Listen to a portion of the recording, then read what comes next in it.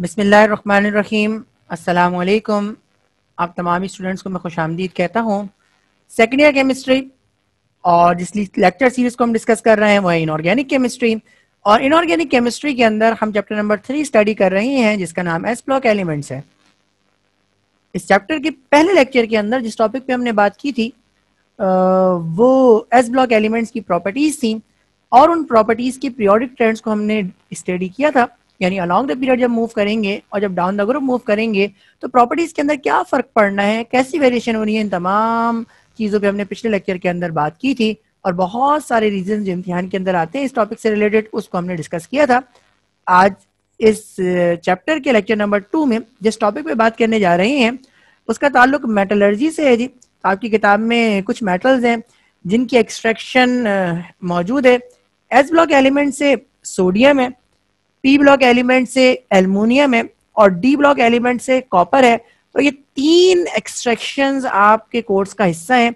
आज हम उनमें से पहली एक्सट्रैक्शन को डिस्कस करेंगे और सोडियम मेटल को एक्सट्रैक्ट करने का तरीका सीखेंगे। और सोडियम मेटल को जिस सेल से जिस इलेक्ट्रोलाइटिक सेल के अंदर से एक्सट्रैक्ट किया जाता है उसको डाउन सेल कहते हैं। ये प्रोसेस भी डाउन प्रोसेस कहलाता है। ये उसी साइंटिस्ट के नाम से है जिसने इस प्रोसेस को पहली बार करके देखा जी।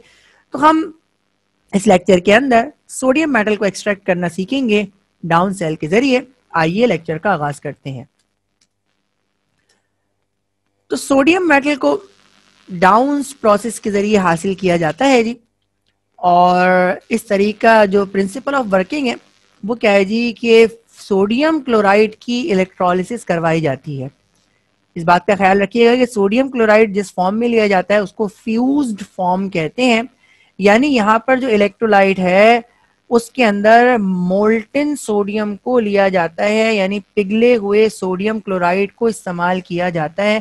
फ्यूज्ड फॉर्म का मतलब ये होता है जी कि ये पिघली हुई हालत के अंदर सोडियम क्लोराइड को इस्तेमाल किया जाए।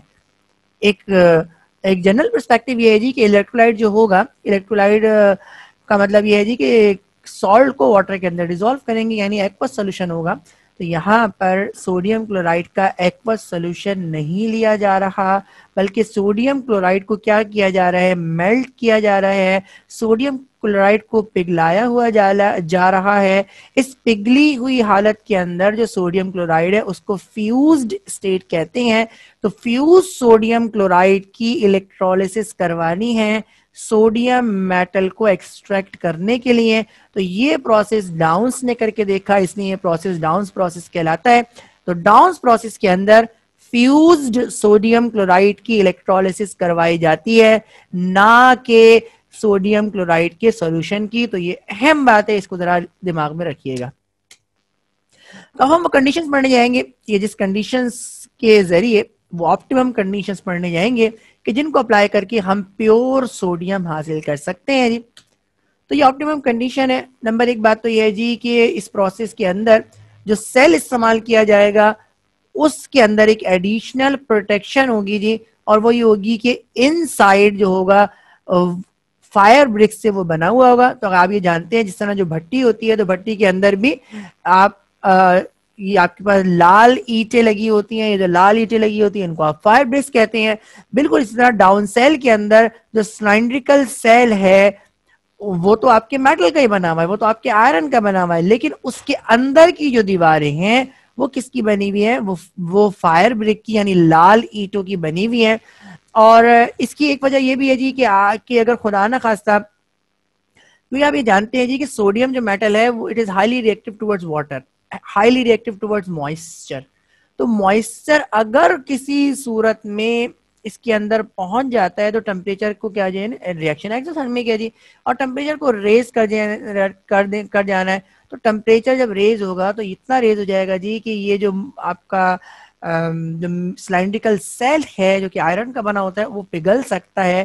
तो इसलिए मेन जो यूनिट है, जो मेन सेल है, उसको प्रोटेक्ट करने के लिए और हीट को उसी एक सिलेंड्रिकल सेल के अंदर कन्फाइंड करने के लिए आप फायर ब्रिक्स लगाते हैं। तो फायर ब्रिक का एक काम हीट को उसी सिलेंड्रिकल सेल के अंदर रखना भी है और दूसरा एक एडिशनल प्रोटेक्शन भी है जी कि जो मेटल का सेल है उसको बचाने के लिए भी फायर ब्रिक्स इस्तेमाल की जाती हैं जी। इस प्रोसेस को 600 डिग्री सेंटीग्रेड पर करवाया जाता है और 600 डिग्री सेंटीग्रेड पर इस प्रोसेस को करवाने के लिए कैल्शियम क्लोराइड को इस्तेमाल किया जाता है। तो कैल्शियम क्लोराइड का जो मेल्टिंग पॉइंट है वो 600 डिग्री सेंटीग्रेड है, जबकि सोडियम क्लोराइड का जो मेल्टिंग पॉइंट है वो 800 डिग्री सेंटीग्रेड है। तो ये कैल्शियम जो क्लोराइड है उसका काम क्या होता है? उसका काम ये होता है जी कि सोडियम क्लोराइड के फ्यूजन टेम्परेचर को रिड्यूस करना। तो कैल्शियम क्लोराइड को डाला जाता है सोडियम क्लोराइड के साथ, जो दूसरा सॉल्ट होता है वो कैल्शियम क्लोराइड होता है जी। तो कैल्शियम क्लोराइड का यहाँ पे पर्पस क्या होता है? इसका पर्पस ये होता है जी कि सोडियम क्लोराइड के मेल्टिंग पॉइंट को या सोडियम क्लोराइड के फ्यूजन टेम्परेचर को रिड्यूस करना। 801 डिग्री सेंटीग्रेड से इसको रिड्यूस किया जाता है और 600 डिग्री सेंटीग्रेड तक लाया जाता है। इस बात का ख्याल रहे कि सोडियम क्लोराइड का मेल्टिंग पॉइंट 801 डिग्री सेंटीग्रेड है, तो अकेले अगर आप सोडियम क्लोराइड को इस्तेमाल करेंगे तो आपको टेम्परेचर 801 डिग्री सेंटीग्रेड देना पड़ेगा, तब जाके सोडियम क्लोराइड मेल्ट होगा। लेकिन कैल्शियम क्लोराइड की मौजूदगी में सोडियम क्लोराइड भी 600 डिग्री सेंटीग्रेड पर फ्यूजन स्टेट के अंदर यानी मोल्टेन हालत के अंदर होता है। वाटर को इस प्रोसेस के अंदर अवॉइड करवाया जाएगा। मैं आपको इससे पहले बता चुका जी कि जो सोडियम है it is highly reactive towards moisture, और मॉइस्चर कहें या आप वाटर कहें जी, तो वाटर के साथ इसका रिएक्शन विगोरस है और हाईली रिएक्टिव है ये वाटर के साथ। तो इसका मतलब ये है कि जी साइड रिएक्शन शुरू हो जाएगा और आपको सोडियम नहीं मिलेगा, बल्कि सोडियम वाटर के साथ रिएक्ट करके सोडियम कंज्यूम हो जाएगा। तो इस प्रोसेस के अंदर वाटर को अवॉइड किया जाता है। ये मैं आपको पहले बता चुका जी कि यहाँ पर जो इलेक्ट्रोलाइट है वो सोडियम क्लोराइड मोल्टेन स्टेट के अंदर यानी पिघली हुई हालत में मौजूद सोडियम क्लोराइड को आप इलेक्ट्रोलाइट के तौर पर इस्तेमाल कर रहे हैं, ना कि सोडियम क्लोराइड का और कैल्शियम क्लोराइड का आपने वाटर के अंदर सॉल्यूशन बनाया है। तो हर सूरत वाटर को आपने क्या करना है? अवॉइड करना है। और ये जो मिक्सचर है जी, यानी जो सिलेंड्रिकल सेल के अंदर जो मिक्सचर डाला जाता है उसकी कंपोजिशन ये है, यानी 33.2% सोडियम क्लोराइड होता है जी और 66.8% कैल्शियम क्लोराइड होता है। यानी कैल्शियम क्लोराइड और सोडियम क्लोराइड के दरमियान जो रेशो है वो 1:2 का रेशो है जी कि सोडियम क्लोराइड की जो मिकदार है उससे दुगनी मिकदार किसकी मौजूद है? कैल्शियम क्लोराइड की मिकदार मौजूद है। तो ये आपने ऑप्टिमम कंडीशंस पढ़ी प्योर सोडियम को हासिल करने की।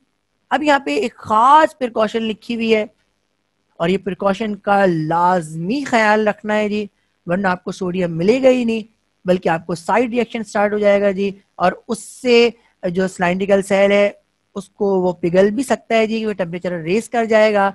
और दूसरा मसला ये है जी कि सोडियम आपको कभी नहीं मिलेगा, बल्कि सोडियम वाटर के साथ रिएक्ट करके हाइड्रोजन गैस को लिबरेट करेगा और वो सोडियम हाइड्रोक्साइड की फॉर्म में कन्वर्ट हो जाएगा। तो वाटर को हर सूरत ये जो सॉल्ट है वो ड्राई होना चाहिए। मोल्टेन फॉर्म में तो लेंगे, लेकिन ये कैसा होना चाहिए जी? ड्राई होना चाहिए, वाटर कंटेंट 0% होने चाहिए। तो यार वाटर कंटेंट्स हो गए जी, वाटर कंटेंट इस सेल के अंदर पहुंच गए जी, तो सोडियम मेटल वाटर के साथ रिएक्ट कर जाएगा और रिएक्ट करने के बाद सोडियम हाइड्रोक्साइड बनाएगा और ये रिएक्शन एक्टोथर्मिक इन नेचर होता है और टेम्परेचर इतना ज्यादा बढ़ जाता है जी कि इस सिलिंड्रिकल सेल के अंदर आग लग जानी है, जिसकी वजह से लाजमी चांसेस ये है जी कि मेन जो सेल है वो क्या हो जाए जी? वो डिस्ट्रॉय हो जाए। और दूसरा वजह यह है जी कि सोडियम तो फिर लाजमी कंज्यूम हो जाएगा, क्योंकि सोडियम मॉइस्चर के साथ रिएक्ट करके सोडियम हाइड्रोक्साइड बना लेगा, तो फिर आप सोडियम मेटल हासिल नहीं कर सकेंगे और आपको यहाँ पर इस रिएक्शन के अंदर, इस प्रोसेस के अंदर सोडियम मेटल दरकार है। अब यहाँ पे एक सवाल है जी, और यकीनन आपके दिमागों में भी आया होगा कि कैल्शियम क्लोराइड ये fusion temperature of sodium chloride को कम कैसे करता है? अगर आपको याद हो जी तो मैंने पीछे बताया था कि सोडियम क्लोराइड का जो मेल्टिंग पॉइंट है वो 801 डिग्री सेंटीग्रेड है, जबकि कैल्शियम क्लोराइड का जो मेल्टिंग पॉइंट है वो 600 डिग्री सेंटीग्रेड है जी। तो इसका जो जवाब है उसका जवाब तो सिंपल एंट्रोपी है जी, और एंट्रोपी कहते हैं जी the measure of disorderness of the system. खैर ये तो आपको जवाब समझ में नहीं आ रहा, मैं आपको इसको एक्सप्लेन करता हूँ। ये है क्या जी? तो देखिए कैल्शियम क्लोराइड की अभी आपने कंपोजिशन को देखा और कंपोजिशन में हमने ये देखा जी कि कैल्शियम क्लोराइड की क्वांटिटी सोडियम क्लोराइड के मुकाबले में दुगनी रखी गई है। इसका मतलब ये है जी कि सिलिंड्रिकल सेल के अंदर जो ज्यादा मिकदार है वो किसकी है, वो कैल्शियम क्लोराइड की है, और जो कम मिकदार है वो किसकी है, सोडियम क्लोराइड की है। अब होना क्या है जी कि आप हीट तो मुस्तकिल प्रोवाइड कर रहे हैं, और हीट मुस्तकिल प्रोवाइड करेंगे जी, तो हुआ क्या है जी कि कैल्शियम क्लोराइड क्या हो गया है जी, मेल्ट हो गया। जब कैल्शियम क्लोराइड मेल्ट होगा जी, तो वो उसकी वजह से सोडियम क्लोराइड भी मेल्ट हो जाएगा जी। और उसकी वजह क्या है जी कि जो मैक्सिमम क्वांटिटी है वो किसकी है, वो कैल्शियम क्लोराइड की है, और सोडियम क्लोराइड मिनिमम क्वांटिटी के अंदर मौजूद है जी। तो जब ये लिक्विड के अंदर कन्वर्ट होगा तो इसका मतलब ये है कि मॉलिक्यूल्स के दरमियान डिस्टेंस बढ़ जाएगा। यकीनन जब टेम्परेचर इतना ज्यादा होगा तो मॉलिक्यूल के दरमियान कोलिजन भी बढ़ जाएगी, और इस वजह से, इस डिसऑर्डरनेस की वजह से, इस एब्रप्ट मोशन की वजह से, इस एब्रप्ट कोलिजन की वजह से सोडियम क्लोराइड भी मेल्ट हो जाएगा, क्योंकि सोडियम क्लोराइड का जो तनासुब है वो कैल्शियम क्लोराइड के मुकाबले में क्या है जी, बहुत कम है। तो ये जो स्टेट है जी, ऐसी स्टेट कि जिसके अंदर रैंडम मोशन का होना, जिसके अंदर एब्रप्ट कोलिजन्स का होना, ये जो स्टेट है, इस स्टेट को आप क्या कहते हैं, एंट्रोपी कहते हैं। तो एंट्रोपी की वजह से आपको टेम्परेचर 801 डिग्री सेंटीग्रेड बढ़ाने की जरूरत नहीं पड़ेगी, एक चीज के मेल्ट होने से दूसरी चीज भी मेल्ट हो जाएगी। तो ये वो वजह है जी कि कैल्शियम क्लोराइड को इस्तेमाल किया जाता है, और टेम्परेचर के अंदर आप 201 डिग्री सेंटीग्रेड की रिडक्शन करते हैं, जिससे ये प्रोसेस बहुत इकोनॉमिकल बनता है जी। क्योंकि आप ये जानते हैं कि जितना टेम्परेचर आप बढ़ाएंगे उतनी उस पर कॉस्ट बढ़ती है, और जितना टेम्परेचर रिड्यूस होगा उतनी कॉस्ट आपकी क्या होती है जी, रिड्यूस होती है। तो इनडायरेक्ट वे में आपने सोडियम क्लोराइड को कैल्शियम क्लोराइड के जरिए क्या किया जी, फ्यूजन स्टेट के अंदर लेके आ गए, यानी पिघली हुई हालत के अंदर लेके आए। कंस्ट्रक्शन ऑफ डाउन सेल पढ़ने जा रहे हैं जी कि ये डाउन सेल की स्ट्रक्चर क्या होता है और वो किस पर मुश्तमिल होता है। आइए इसको स्टडी करते हैं जी। तो down cell cylindrical iron cell है, यानी सिलेंड्रिकल शेप है इसकी, और आयरन वो मटेरियल है जिसका ये बना हुआ है। और अगली बात क्या है जी कि अंदर इसके फायर ब्रिक्स यानी लाल ईंटें लगी हुई है। तो ये डाउन सेल की तस्वीर आपके सामने है जी। तो ये सिलेंड्रिकल सेल है जो आपको यहाँ पर रेड लाइन से शो करके दिखाया, आयरन का बना हुआ ये सेल है। और इसके जो अंदर है, यानी इसके अंदर वाले पोर्शन के अंदर, यानी जहां से सॉल्यूशन को इसके अंदर कांटेक्ट के अंदर आना है, तो इसके अंदर वाले पोर्शन के अंदर लाल ईंटें लगी हुई हैं, जिसको आप फायर ब्रिक्स कहते हैं। और इसकी वजह क्या है ये मैं आपको बता चुका।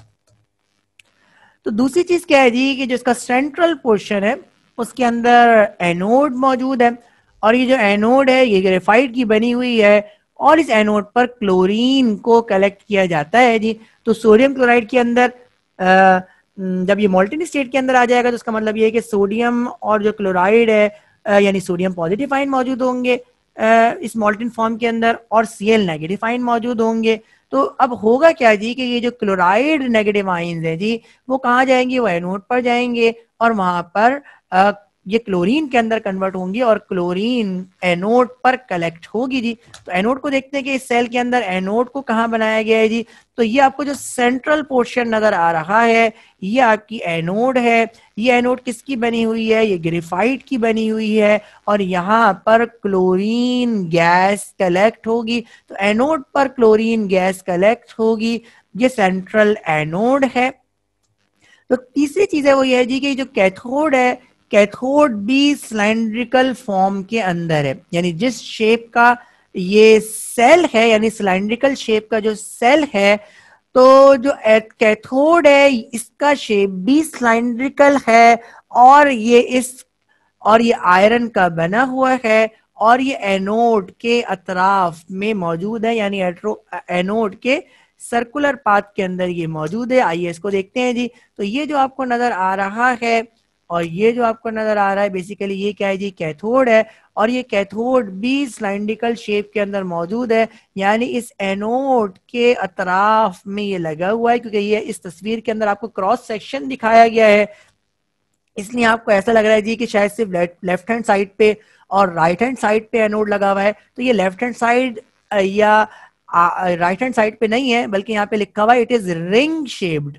रिंग शेप का मतलब ये कि जिस तरह ये सेल सिलिंड्रिकल फॉर्म के अंदर है, बिल्कुल इस तरह ये कैथोड भी एनोड के चारों तरफ है, इसके सर्कुलर पाथ के अंदर है, इसको घेरे हुए है जी। तो जो कैथोड है वो आयरन का बना हुआ है, सिलिंड्रिकल उसकी शेप है, और एनोड के ये सर्कुलर रीजन के अंदर यानी एनोड के ये चारों तरफ मौजूद है, इसका शेप सिलिंड्रिकल है। ये चौथी चीज है जी कि कैथोड को और एनोड को, इन दोनों जो इलेक्ट्रोड्स हैं जी, इन दोनों इलेक्ट्रोड्स को आपने सेपरेट रखना है, और सेपरेट रखने के लिए सिलिंड्रिकल शेप का आयरन गॉज डायाफ्राम इस्तेमाल किया जाता है। यानी पहले एनोड है, एनोड के बाद फिर क्या है जी, डायाफ्राम है, और डायाफ्राम के बाद क्या है, कैथोड है। यानी सबसे बीच में एनोड लगी हुई है, उसके बाद फिर सिलिंड्रिकल शेप का एक आयरन गॉज डायाफ्राम लगा हुआ है, जिसका काम एनोड को कैथोड से अलहदा रखना है, और इस डायाफ्राम के बाहर फिर सिलिंड्रिकल शेप की क्या है जी, कैथोड है। तो ये फिगर शायद आपको समझ में आई हो जी कि बीच में एनोड मौजूद है, इस एनोड के बाहर सिलिंड्रिकल शेप का यानी सर्कुलर शेप का क्या लगा हुआ है, आयरन गॉज डायाफ्राम लगा हुआ है, जो एनोड और कैथोड के दरमियान है। आयरन गॉज डायाफ्राम के बाहर फिर सिलिंड्रिकल शेप की कैथोड लगी हुई है, यानी डायाफ्राम एनोड जो बीच में मौजूद है और कैथोड जो आउटसाइड मौजूद है डायाफ्राम के, इन दोनों यानी कैथोड और एनोड के बीच में डायाफ्राम लगी हुई है, जिसका काम कैथोड को एनोड से अलहदा रखना है। इस सेल के अंदर एक इन्वर्टेड ट्रफ है जहां आप सोडियम को कलेक्ट करेंगे जी। तो ये सोडियम को कलेक्ट करने के लिए इन्वर्टेड तरफ है जी, जो चारों तरफ से डिपॉजिट होने वाले सोडियम को क्या करेगा, अपने अंदर कलेक्ट करेगा जी। और उसके बाद फिर एक आउटलेट है जहां से क्लोरीन निकल जाएगी। तो सेंट्रल पोर्शन के अंदर आपको एक आउटलेट दिया हुआ है, जब ये एनोड पे कलेक्ट होगी, यहाँ से ये लिबरेट होगी, ये ऊपर उठेगी, और इसके लिए आउटलेट है जहां से क्लोरीन बाहर निकल जाएगी। तो ये आपकी डाउन सेल की डायग्राम थी, जिसके अंदर आपने मुख्तलिफ चीजें कहाँ मौजूद हैं उसको आपने ऑब्जर्व किया। अब यहाँ पे सवाल है जी कि फायर ब्रिक्स का पर्पस क्या है, तो इसको हम देखते हैं जी। तो इसका जो मेन पर्पस है वो जी है जी कि जो आपका जो टैंक है वो आयरन का बना हुआ है जी। तो आयरन के टैंक को मेल्ट होने से बचाने के लिए फायर ब्रिक्स इस्तेमाल करते हैं।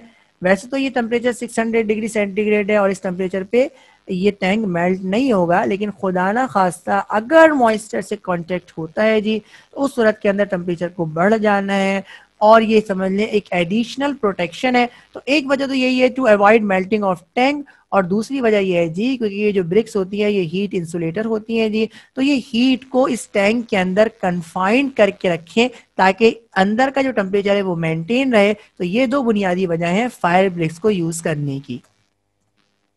यहाँ पे लिखा हुआ है what is the purpose of iron diaphragm. तो ये जो डायाफ्राम लगा रहे हैं कैथोड और एनोड के बीच में, इसकी वजह क्या है, इसको हम देखते हैं जी। तो अभी तो हमने बात पढ़ी थी कि कैथोड और एनोड को ये अलहदा रखती हैं, सेपरेट रखती हैं। तो जो केमिकल रीजन है ना, वो रीजन ये है जी कि ये जो सोडियम मेटल है और ये जो क्लोरीन गैस है, ये तो हाईली रिएक्टिव है, और अगर ये करीब करीब आई तो दोबारा से पॉसिबिलिटी है जी कि ये दोबारा से सोडियम क्लोराइड की फॉर्म में कन्वर्ट हो जाए।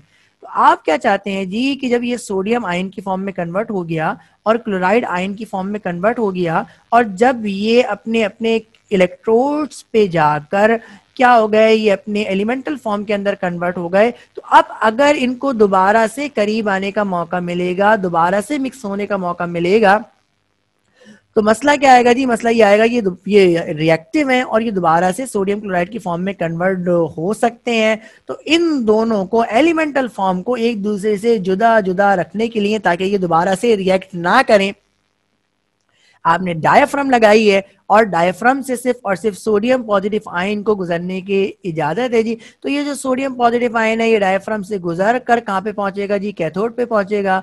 और कैथोड पे पहुंचने के बाद ये किस में कन्वर्ट हो जाएगा, ये सोडियम मेटल के अंदर कन्वर्ट हो जाएगा। और फिर सोडियम मेटल डायफ्राम से वापस सेंट्रल रीजन के अंदर, कि जहां पर आपकी एनोड मौजूद है वहां पर नहीं आ सकता, इसलिए क्लोरीन सिर्फ सेंट्रल रीजन के अंदर यानी एनोड पर जमा होती रहेगी। और जो सोडियम मेटल जमा होगा वो डायफ्राम से गुजरने के बाद कैथोड पे जमा होगा। और इस सोडियम मेटल को ये इख्तियार नहीं होगा कि वो डायफ्राम को क्रॉस करके दोबारा से सेंट्रल पोर्शन के अंदर आए। तो इस तरीके कार से डायफ्राम की मदद से मोल्टेन सोडियम को क्लोरीन गैस से दोबारा से मिलने से या मिक्स होने से रोका जाता है। तो ये आयरन डायफ्राम का असल काम है। इन जनरल आप ये कहते हैं जी कि कैथोड को हमने एनोड से सेपरेट करने के लिए डायफ्राम लगाया है जी, लेकिन डायफ्राम का जो असल काम है वो ये है। अब हम वर्किंग पढ़ने जाएंगे जी। तो क्या किया जाता है कि ये सोडियम क्लोराइड को और कैल्शियम क्लोराइड को, जिस प्रोपोर्शन के अंदर मैंने बताया था, इसको सेल के अंदर इंट्रोड्यूस किया जाता है। और इंट्रोड्यूस करने के बाद फिर आप इसको हीट करते हैं और हीट करने पे कैल्शियम क्लोराइड मोल्टेन फॉर्म में आ जाता है। और जब वो मोल्टेन फॉर्म में आ जाता है तो वो सोडियम क्लोराइड को भी फ्यूज स्टेट के अंदर कन्वर्ट कर देता है। जब ये फ्यूज स्टेट के अंदर आ गया सोडियम क्लोराइड, तो इसका मतलब ये है कि इस फ्यूज स्टेट के अंदर सोडियम पॉजिटिव आयन भी मौजूद होंगे, Cl नेगेटिव आयन भी मौजूद होंगे, और इस तरह कैल्शियम 2 पॉजिटिव आयन भी मौजूद होंगे और Cl नेगेटिव आयन भी मौजूद होंगे। तो जब आप पोटेंशियल डिफरेंस इस पे अप्लाई करेंगे तो यानी जब देखिए जब आयंस को मूव करवाना है तो फिर आपको इसे क्या करना पड़ेगा, पोटेंशियल डिफरेंस देना पड़ेगा, यानी इसे आपको बैटरी से कनेक्ट करना पड़ेगा। तो जब पोटेंशियल डिफरेंस अप्लाई किया जाएगा, या आप ये कहें जी कि इलेक्ट्रोड्स को बैटरी से कनेक्ट किया जाएगा, तो उसमें क्या होगा जी कि सोडियम पॉजिटिव आयन और Cl negative ion opposite electrodes की तरफ मूव करेंगे। यानी सोडियम पॉजिटिव आयन जो कि कैटाइन है ये कैथोड की तरफ मूव करेंगे, और Cl नेगेटिव आयन क्योंकि ये एनाइंस हैं ये एनोड की तरफ मूव करेंगे। तो यहाँ पे पहली बात लिखी हुई है जी कि जो Cl नेगेटिव आयंस हैं ये एनोड की तरफ मूव करेंगे, और क्योंकि इनके पास नेगेटिव चार्ज ये बता रहा है कि इनके पास एक इलेक्ट्रॉन इजाफी है, तो ये इस इलेक्ट्रॉन को लूज करेंगे। और लूज करने के बाद ये क्लोराइड आयंस क्लोरीन एटम के अंदर कन्वर्ट होंगे, और जैसे ही इसको दूसरा क्लोरीन एटम मिलेगा ये फौरन क्लोरीन गैस के अंदर कन्वर्ट हो जाएगा, और क्लोरीन गैस ये गैसियस फॉर्म में आ जाएगी और ये आउटलेट से निकल जाएगी। तो होगा क्या, ये तमाम चीजें ये जो रिएक्शन है ये सेंट्रल पोर्शन के अंदर हो रहा है। तो Cl नेगेटिव आयंस कहां पर गए, एनोड पर गए, और एनोड पर जाने के बाद एक Cl नेगेटिव आयन ने एक इलेक्ट्रॉन लूज किया, क्योंकि इस रिएक्शन का इस क्लोरीन मॉलिक्यूल बनाने के लिए आपको क्लोरीन के 2 एटम्स चाहिए, इसलिए हमने लिखा भाई 2 मोल्स लिखे हैं क्लोराइड आयंस के। तो 1 मोल 1 इलेक्ट्रॉन को लूज करेगा, तो 2 मोल्स 2 इलेक्ट्रॉन को लूज करेंगे। तो इनके पास इलेक्ट्रॉन ज्यादा हैं, तो इन्होंने क्या किया, इलेक्ट्रॉन को लूज किया। और हम ये जानते हैं कि लॉस ऑफ इलेक्ट्रॉन क्या कहलाता है, ऑक्सीडेशन कहलाता है। यानी एनोड पर कौन सा रिएक्शन हुआ है, ऑक्सीडेशन हुआ है। तो एनोड पर ऑक्सीडेशन हुआ और Cl negative ions chlorine gas के अंदर कन्वर्ट हो गए, और ये क्लोरीन गैस इस आउटलेट से कहां चली जाएगी, बाहर चली जाएगी।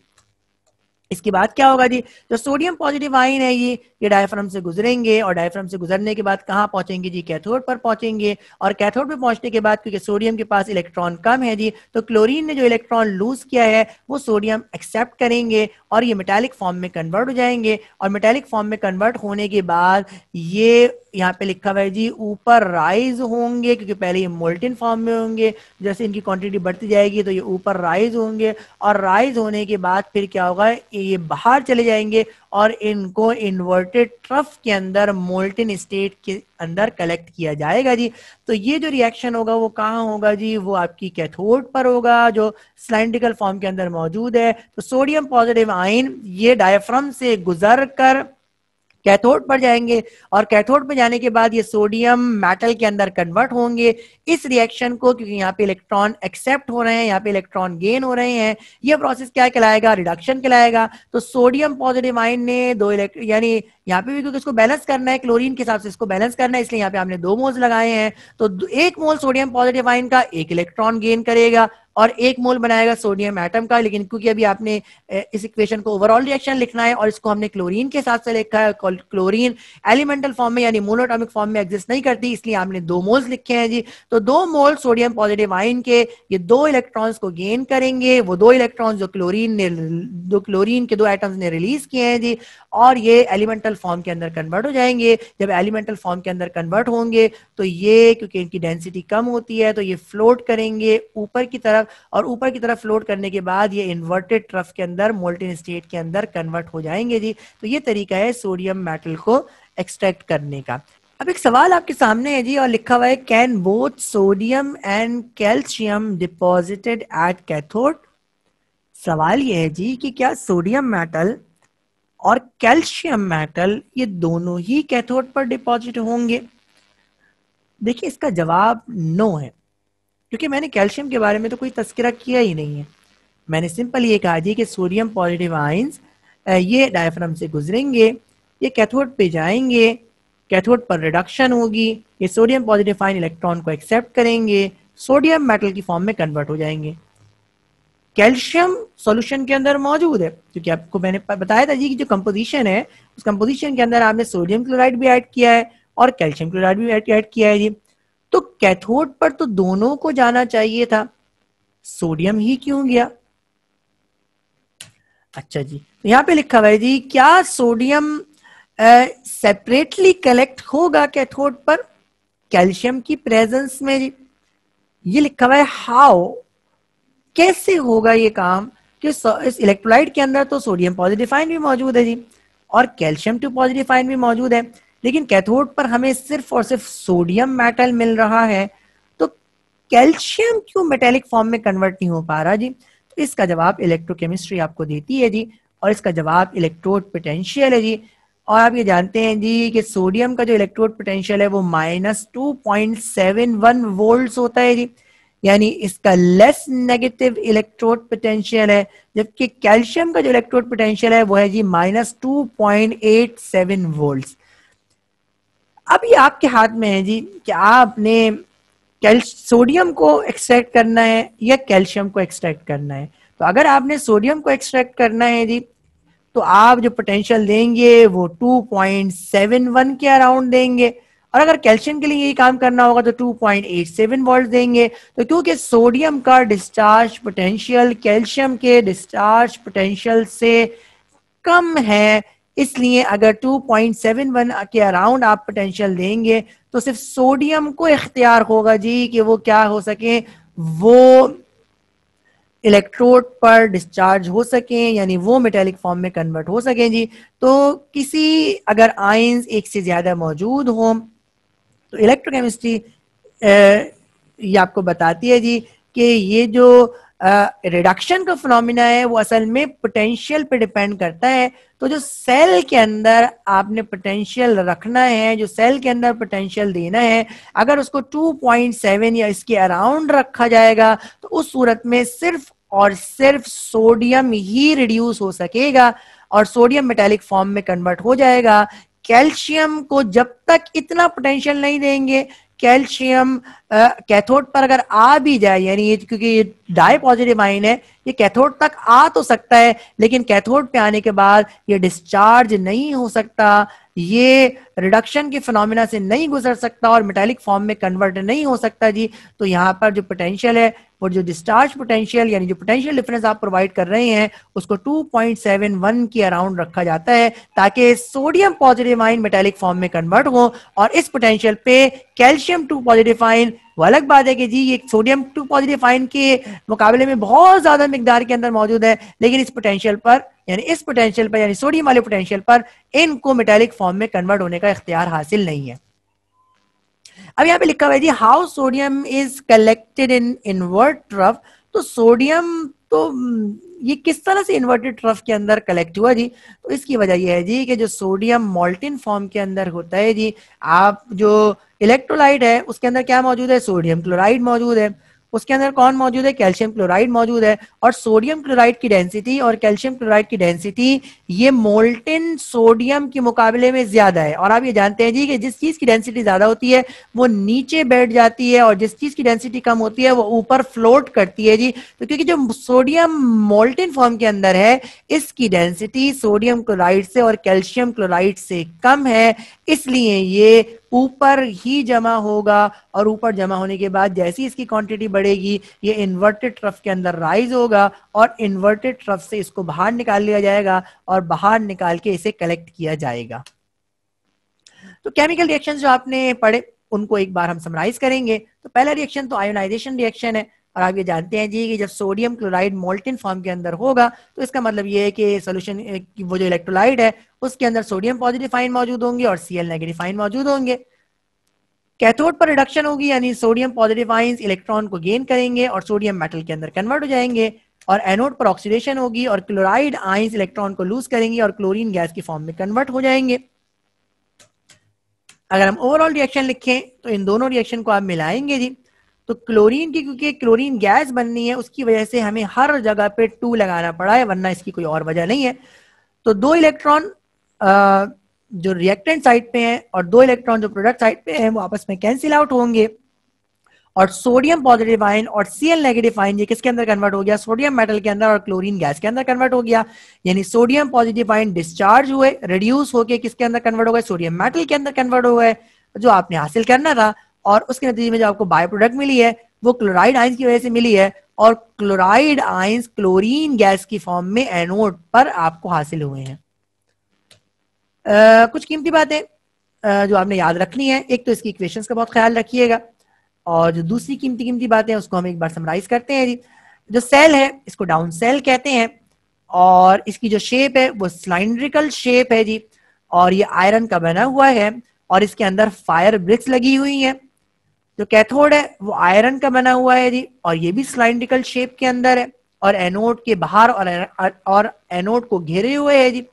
जो एनोड है वो ग्रेफाइट की बनी हुई है और वो सेंट्रल में बिल्कुल सेंटर के अंदर इस डाउन सेल की बिल्कुल सेंट्रल के अंदर मौजूद है और उसके बाहर आयरन गॉस डायफ्राम मौजूद है और उसके बाहर कैथोड मौजूद है। और डायफ्राम और कैथोड ये दोनों ही एनोड के जो बिल्कुल सेंटर के अंदर मौजूद है उनके सराउंड में है, उसके अतराफ में है और सिलिंड्रिकल शेप के अंदर है।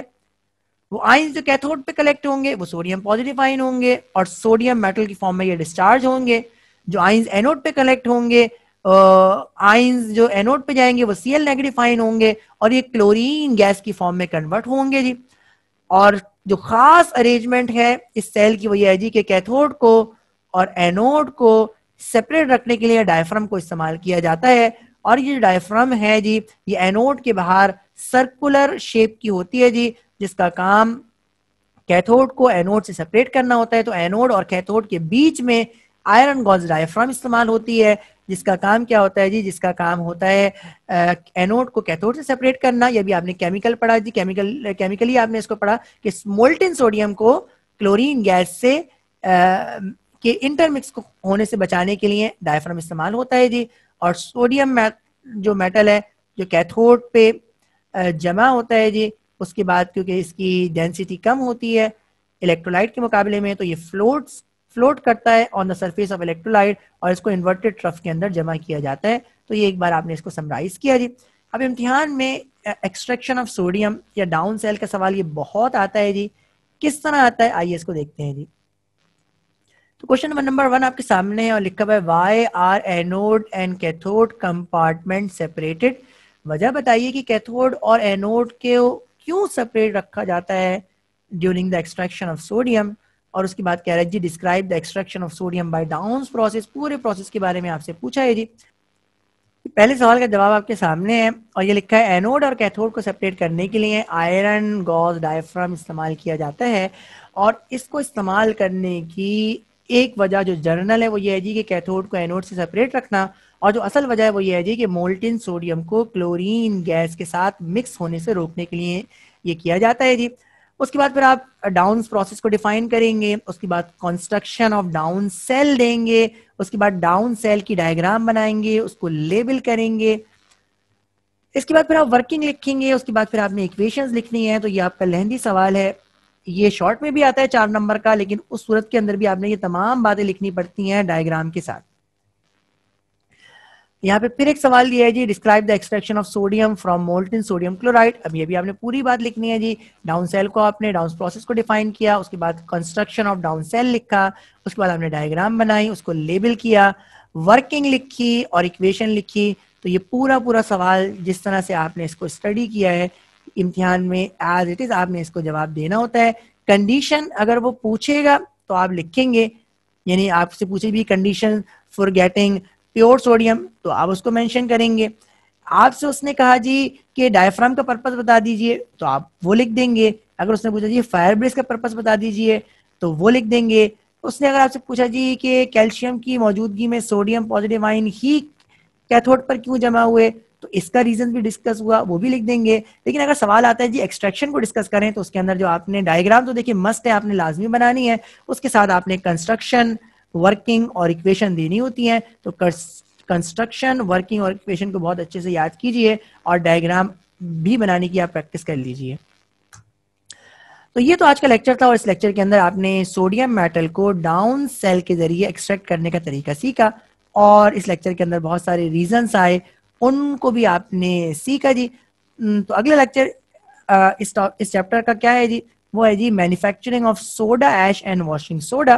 तो सोडा ऐश सोडियम कार्बोनेट को कहते हैं, Na2CO3, और वॉशिंग सोडा सोडा ऐश की हाइड्रेटेड फॉर्म होती है, यानी Na2CO3.10H2O। तो सोडा ऐश को या वॉशिंग सोडा को इंडस्ट्री के अंदर कैसे बनाया जाता है, ये बनाने का तरीका हम अगले लेक्चर के अंदर सीखेंगे। आपसे मुलाकात होगी, अपना ख्याल रखिएगा। अस्सलामु अलैकुम।